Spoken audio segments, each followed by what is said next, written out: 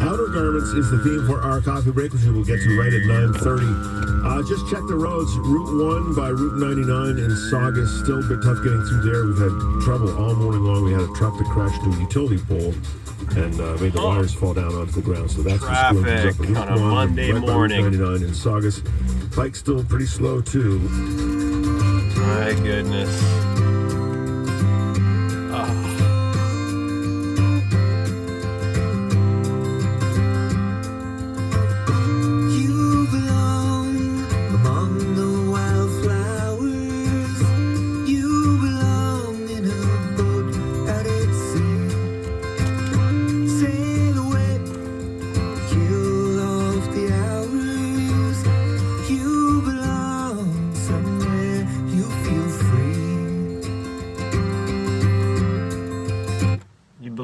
Somewhere you feel free. Tom Petty. Sorry I had to stop that song on you there, but we got some waking up to do. You belong someplace you feel free. Do you feel free in this so-called land of the free, of idolatry, of money worship, in the one God, money, in God we trust? Who's the God? Who's your daddy? That's Horus. And that's his eye. And this is the truncated pyramid of Freemasonry. So who's your daddy? Who's the God? I read did Heathen and Pagan from the Jurisdictionary the other day, which is endlessly revealing.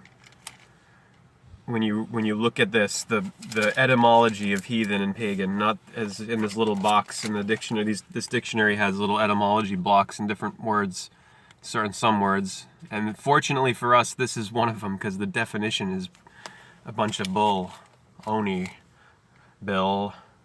Because the definition of heathen is just an irreligious person and then a pagan. It's defined by its synonym, same name, pagan, and so the definition is the pagan tells you just as little. The deaf Phoenician. This is why definition is so much like deaf Phoenician, because if you only know the definition of the word, you are a deaf Phoenician. You haven't gotten into the phonetic resonance of the Phoenician phonetics. You don't know that L of the light in the bulb is the Phoenician flying bull god. L, the phonetic for God, L, other than our letter L. So the etymology, E-T-Y-M, not entim, like bugs, like I said before. Heathen and pagan. These two words both refer to people who are not Christian, Jewish, or Muslim. Any of the big three religions of Re, the sun. Because the the monotheistic one God, is the sun, who is one, and the moon, who is one. These are the two eyes of the day and the night. The deity. Heathen is derived from Old English heathen, perhaps with the idea of someone who lives on the heath, hence someone from a wild, uncivilized area. You belong among the wild flowers. Wild. So it's the big three religions fancy themselves the civilized. We're the civilized religions of Urbania, of the city, the metropolis. We're the people of the metro, and we worship the one God, and all those bumpkins, the pagans and the heathens and the heath and the bush, out in the wild, they're uncivilized. And we look down on them and we frown upon them, even though our God is from the same place and is the same, but we just have a different name. We call him Jesus, or we call him Muhammad, or we call him Yahweh, Jehovah. Your so-called civilized, non-idolatrous God is the idolatrous dollar god, money, that's sold to the masses. Because I've said over and over, God is a word for that which is beyond words. It's a word for what you can say, referring to what you can't say. So anyone, that is so open-ended, right? This whole thing with calling the, non-Christians, non-Jews, non-Muslims, so-called uncivilized, not irreligious, right? Because their God is not civilized. This is the same type of shit. This was what was going on in the ancient world. The same type of shit that's going on in our modern world when you hear someone dismiss and denounce someone for being a conspiracy theorist. Oh, they're uncivilized conspiracy theorists. It's a way to marginalize and trivialize that which you want to keep on the margins, that which you don't want your little flock to get and understand, which is truth. This goes now, we're going to go into the matrix. The etymology of matrix is not in this dictionary, but you can see it on, I'll write this website down for you to go to confirm what I'm going to be showing you here for yourself. Because I would never ever ask you to believe me. Ever. I would never say, oh, believe me, with my fingers crossed behind my back. Do your own research. Find out for yourself. See for yourself. Seeing is its own right action. You can call me a conspiracy theorist. You can call me a heathen, a pagan, one of the heath, a wild man of the uncivilized, non-Christian, non-Jewish, non-Muslim world. You can call me the Antichrist. Call me whatever names you want. Sticks and stones will break my bones, but words will never hurt me. etymonline.com. Etymology Online, the best etymology resource online for the exoteric etymology, because they don't give you the esoteric inner etymology, but etymology is by itself esoteric, because the exoteric is just the definition, the outer, like we showed with, heathen and pagan. Oh, you're such a heathen, a pagan, you're of the heath. You're non-civilized. Oh, my pen is losing its ink. I need a new implement.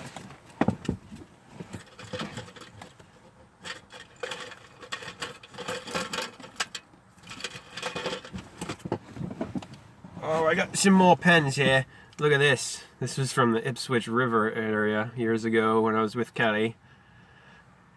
What is that? Oh my goodness. Got wood. Morning wood, everybody. Oh dear, so we'll use this one from La Quinta Inns and Suites. This is not a La Quinta advertisement. It's not a... Oh, the La Quinta's out too. Darn.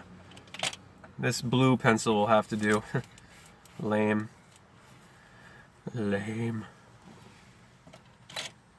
No, this one's better. So, the pencil. So, Matrix.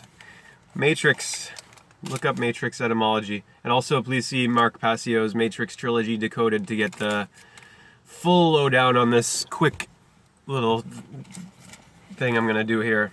Because he goes through the whole thing. And I think I'm going to have to do 2 videos with this because we're already 9 minutes into this. Jesus. Oh, he used the Lord's name in vain. Listen to that pagan heathen.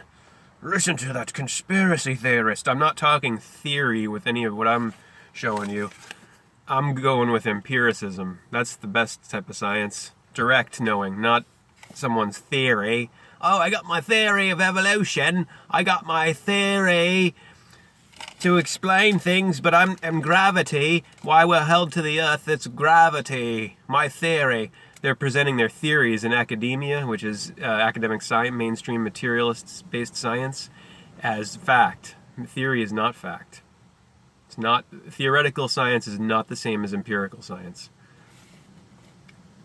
The new science of the state of material, this runaway oligarchy, materialist, industrial, tech freight train, is science, material science, not actual science.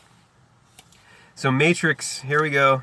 On the same page, on the next page, you have May, which has the etymology. We'll do that first. May. May is the first syllable of matrix, and that's important to know, like Mason. May, with a capital M.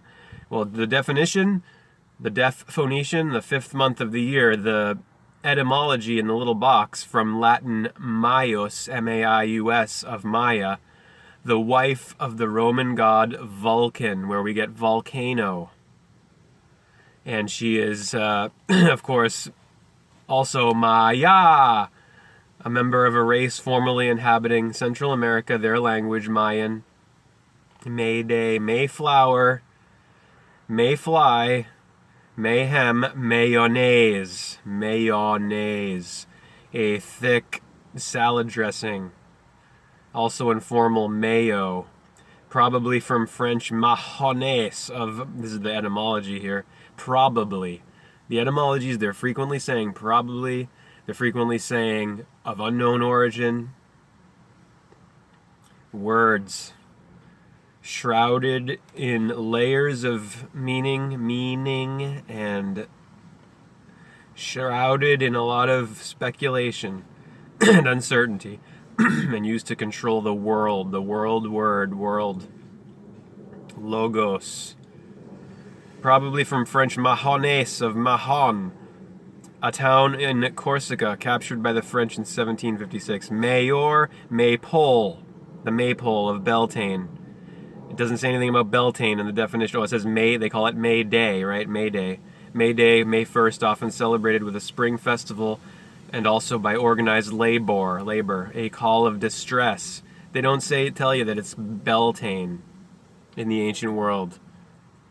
The fire festival of Bel, and they, when you read the official etymology, they try to claim that Baal, the Lord of the ancient world, the Logos, has nothing to do at all with Bel and Beltane. Yeah, sure. Whatever you say, guys. Academia. Matrix, so it's the trix, the tri-x of May. Or my tricks, Maya tricks. And you have it's in a trilogy starring Trinity. The tri-x, as I said before, electricity, plug, outlet, electricity, the light. The L, electricity. L is the Phoenician phonetic for God. My light begins with L in life. The 12th letter, the Lord. So my 3x, x is 24, 2 plus 4 is 6. My tri-x, my triple 6. Yeah, the sun, the 360. That's part 1. We're going to do part 2, Matrix continued. Hallelujah. Hare Krishna.